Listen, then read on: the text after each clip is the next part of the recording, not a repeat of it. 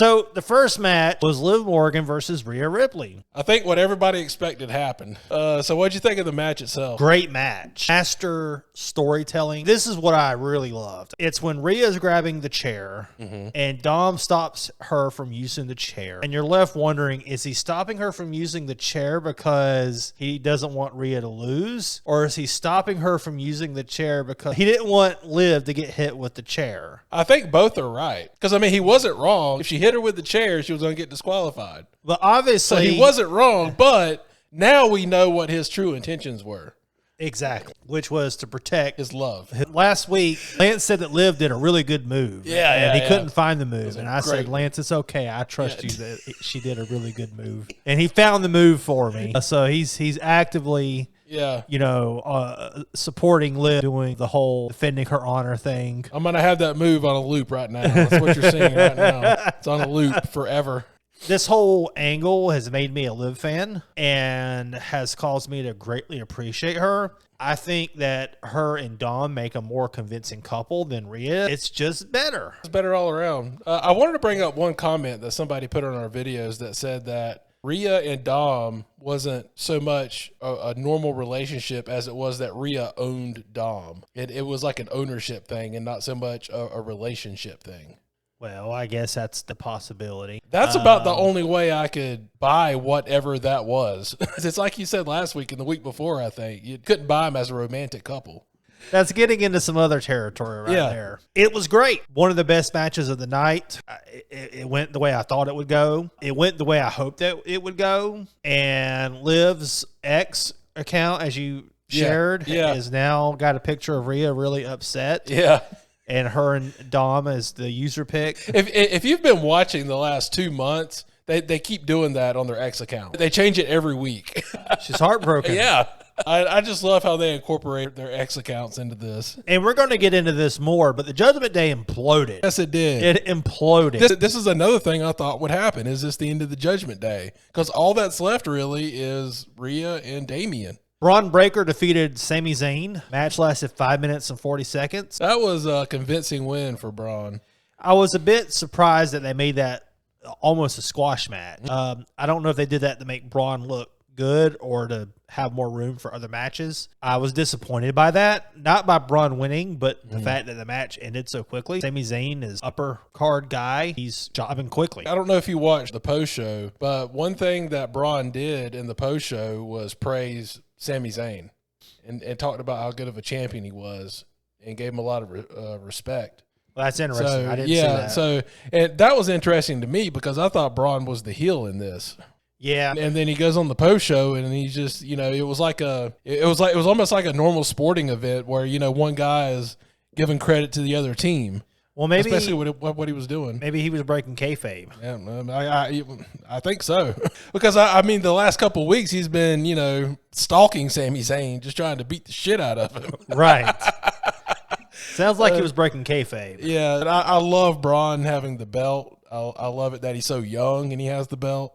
I think there's big things for him. LA Knight defeated Logan Paul. LA Knight won. Thank goodness. This is the match that I wish was a squash match. No, I was glad it wasn't a squash match because Logan Paul's too good. This match was excellent. Hate that guy. He's doing his job. The reason I hate him doesn't have anything to do with what he's doing on WWE television. It's still heat. I'm glad he doesn't have the belt anymore.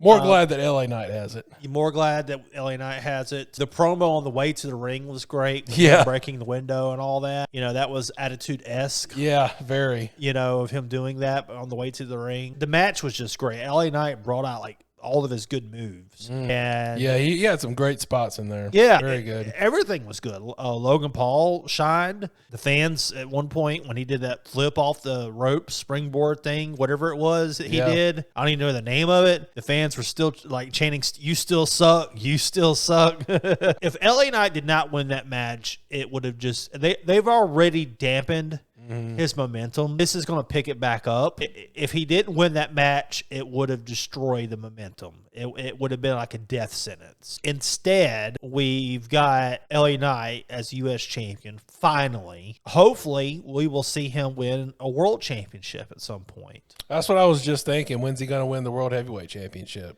I hope it's within a year. I hope so too. Maybe he'll win it at WrestleMania. I don't know. It could be at WrestleMania. That'd be a great moment for him. You need to have LA Knight go to the WrestleMania with the U.S. title, drop the title at WrestleMania, switch to Raw when the draft comes, and then go for the World Heavyweight Championship.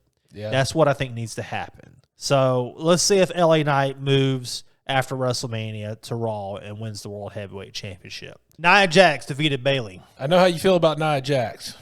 I have to give credit where credit's due. The match was actually pretty good. From my understanding, there was no injury in that match, and everything that Nia did looked good. Jackknife powerbomb looked really good. Like, I was like, holy crap, that was good. And it was a convincing win. So I'm not a big fan of Nia Jax. I know that with this whole angle, they pretty much brought up how she's dangerous in the ring. That got brought up in the storyline by Bayley saying that she's big, and Nia Jax even brought all that stuff up during the match. Stevie Richards, he talked about how Nia, whenever she did the Annihilator or whatever, banzai drop, that she wouldn't hold on to the ropes, and she came down too hard on the chest. It didn't look like she was doing that. Yeah. It's a stiff move. Yeah. Okay, so this is where I have a hard time drawing the line. When is something just stiff and when is something reckless? A lot of those moves that she did look stiff, but she's a power wrestler. She's a big woman. Because if she didn't do enough in the ring, if she went too soft, it would look bad. I'm sure for her, it's probably a dilemma. How do I put on a convincing match without it looking bad? And how do I do these moves convincingly where it looks like I'm destroying my opponent without permanently injuring them? It looks like Nia's gotten better.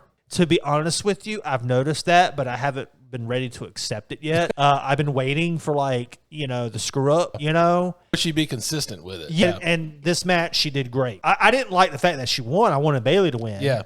At least Nia put on a great match. Maybe this is a redemption for her. And she's kind of capitalized on her heat to be a heel now. And it's worked because she's getting booed out of the arena. Drew McIntyre versus CM Punk. Yes. Great match with Seth Rollins officiating. Mm-hmm. I was surprised that CM Punk didn't win. Well, that does set up a lot of stuff. Great storytelling in the match. I mean, I'm kind of surprised that CM Punk did the job, to Drew McIntyre specifically. It makes me wonder if everything that they say about CM Punk's not true. Maybe he's coming into the WWE with a degree of humility and willingness to put over other stars. So that was interesting.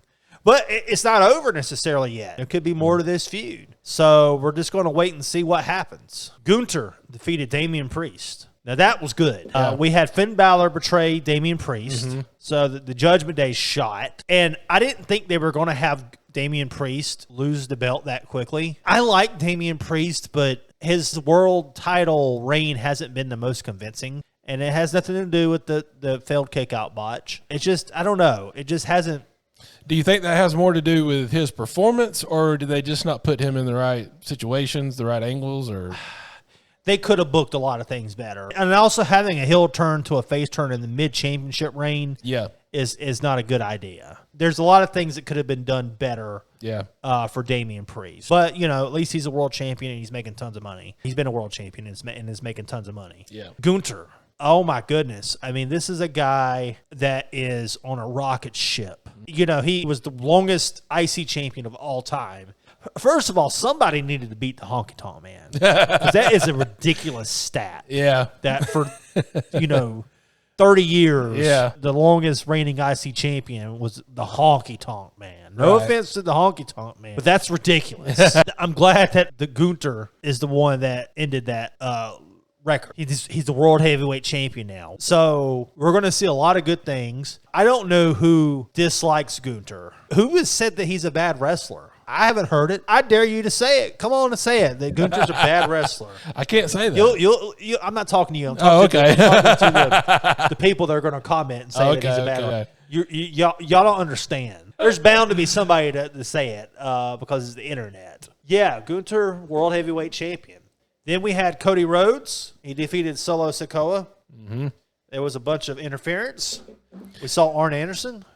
Yeah, this is the one that I felt was most up in the air. I felt like we pretty much had a good grasp on what was going to happen in all the other matches. This one was, will Roman return? I felt like that was the one that was most up in the air. We knew that Cody was going to win. Yeah. You know, out of all the things that can happen in the matches, I think the biggest question was, would Roman return? I didn't expect Roman to return, to be honest with you. I thought he would wait out until WrestleMania. Roman coming back is always welcome. This might be the biggest return of Roman Reigns since the return that he had when he came back from having cancer. Roman's back. He's a face now, automatically, just because we missed him for just a few months and because of Solo's nonsense. It was great. I look forward to a Roman versus Rock match at WrestleMania with The Rock being a heel. I'm ready for it. So we were talking about this last night. There's a lot of questions after that, you know. Where does this leave the Usos? Where does this leave The Rock? What does WrestleMania look like? I believe you and the guy that likes Vince Russo were saying that The Rock will probably join Solo. Yeah, that's what I'm thinking. My only problem with that is I understand it from the standpoint of having Rock versus Roman at WrestleMania. I get that. But if he's going to join Solo, then The Rock needs to be leading that side of the faction. It doesn't sound believable to me to have Solo leading The Rock. No. So that's my issue with it. Well, it'd be kind of like what happened with The Rock coming back and Roman kind of taking a step back and letting The Rock take the lead this last WrestleMania. To me, that's more believable because Roman's more advanced in his career than Solo is. So to me, it was more believable that The Rock would acknowledge Roman. I don't see The Rock acknowledging Solo. Wait a minute. The Rock took the lead over Roman. But he said, I acknowledge you. He said that to Roman. Yeah, true. Bro, I don't see him saying that to Solo. No. That just doesn't sound right. That's my only issue, but I understand he needs to take a side so that he can have a match. I don't care how they do it. Just do it. Just do it. I don't know. I just hope they come up with something decent to explain his decision to join Solo. If they even do that. Yeah, I don't know. And how soon are they going to do this? That's the other question. Are they going to do this at the beginning of the year? Are they going to do it at Survivor Series? Or are they going to? They're going to wait a while, I think. You think they'll do it? Because, I mean, you wait to the beginning of the year and you got like 2 to 3 months to build after that, right? Yeah, but The Rock doesn't want to work that much. Yeah. So, yeah, I don't know. We'll see.